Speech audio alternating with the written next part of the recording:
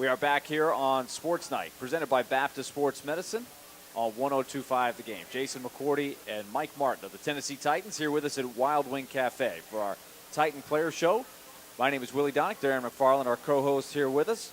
And Darren, looking forward to talking with Mike Martin here from the Titans. He has sat down and joined us. Let's ask both of them as defensive guys what they thought. I mean, it's the first time I can think of in years that we've actually had a defensive player be close to winning a Heisman Trophy. So you had Manti Te'o finish second in the voting. So make your case on why more defensive players need to be in the mix. It's always the offensive guys, and more in particular the quarterbacks. And last week, just so you know, Damian Williams, he voted for Johnny Manziel, and his guest last week was Jake Locker. Jake Locker voted for Manti Te'o. Yes. Interesting. Yes. Yeah. I guess that's who Jake is, though. He's that type of guy. He probably played linebacker if he could. But, yeah, I mean, I don't know. It's tough. You know, the quarterbacks are the pretty guys. They always got the ball in their hands, and they're doing all the special things, throwing the touchdowns, and Tony Manziel's case, running for him, too. So, I mean, you would love to see more defensive guys, even if they're not winning it, just be involved in the mix. So it was nice to see Manti Te'o just make a huge impact this year. And week in and week out, you always hearing his name, and he's making a ton of tackles, interceptions. So, I don't know. We need to start to get more defensive guys talked about in college. Yeah, I agree. You know, Te'o, especially being a linebacker, you know, leading the defense, a guy that's got to make calls. A guy's got to make sure the defense is running, you know, smoothly and making checks and all those things.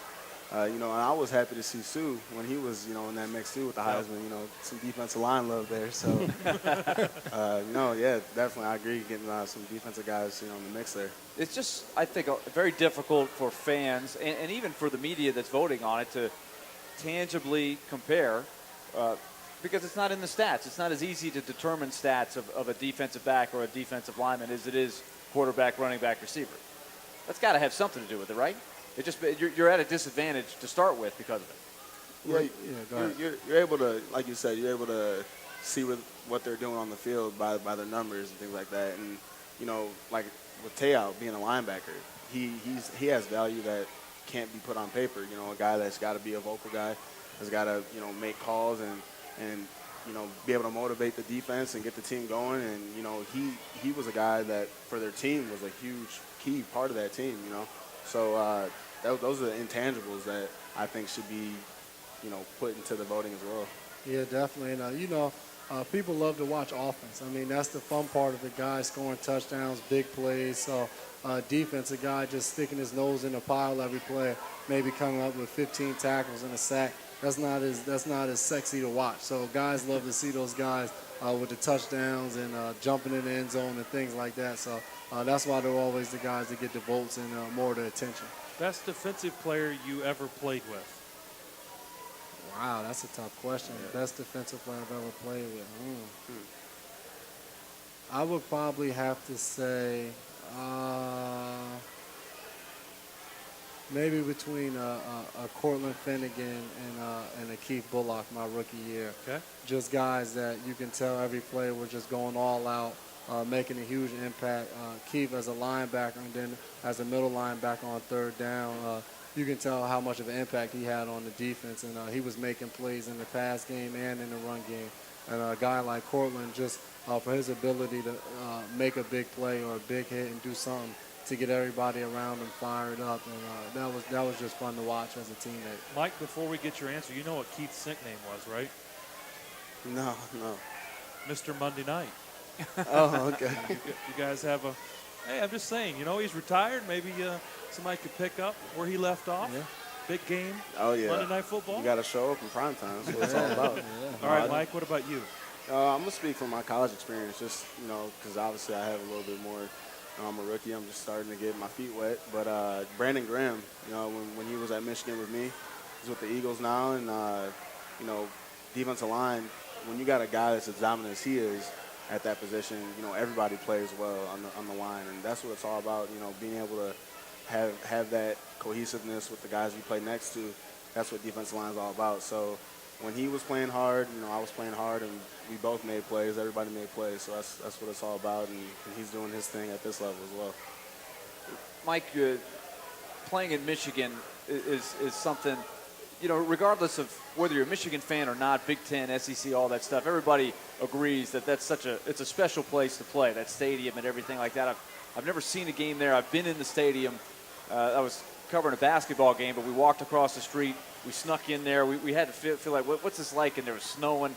It was great. All the lights were off. But just thinking about how many people are in there, because it's sort of deceptive, because it's not like this huge giant thing that rises way up in the sky. It kind of goes down in there. It's a true bowl, and it almost looks like there's not that many seats, but there's well over 100,000. Yeah, no, that's the thing about the big house. They cram you in there. It's like a bunch of sardines packed in there. You know, the seats are, you know, about 2 feet wide, I feel like, and you can barely squeeze in it. But that's the whole atmosphere of it, you know, and it's fun to talk to guys, you know, their college experiences, and that's one of my unique ones, just being able to play in front of 110 every single Saturday. It's like, that's crazy. And it was really loud. They showed up every single Saturday, no matter what, so it was pretty cool. Willie, I forgot to bring it up. But Rutgers looks forward to that, too. Well, I was going to say, we've got two Big Ten Don't get me guys started. here with my us. way there. Don't get Yeah. me started.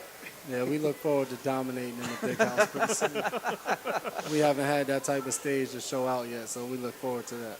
Well, another thing that was, you know, disappointing, I was really looking forward, and it will happen someday, but the Winter Classic was going to be there, and we're not going to see it this year. But you being a hockey fan, we're still working on your, you know, making the change over to the Predators. But when are we going to see some hockey? What's your feeling here? I'm hoping that they break through here, but we're running short on time. Yeah, I hope so, man. I'm a big hockey fan, and like you guys know, Wings are near and dear to my heart. But I would love to go to a Predators game. You know, we just got to get it started here. I want to check it out. You know, I live a couple blocks from there, so check out the atmosphere and see what the Predators are all about, man. We have all the faith in the world that when they do come back and you attend some games, He'll become a fan. you'll switch over. I have to grab a jersey, maybe. You know, I have to go. Maybe not against the Wings on the first game. Just go to a game against maybe the we'll Blackhawks ease or you something. in. You can have a common enemy, right? The Blackhawks. Yeah, that works. I have to go to a neutral game and see how I feel about it at that point. All right, now Jason, we've also talked to Mike a couple times.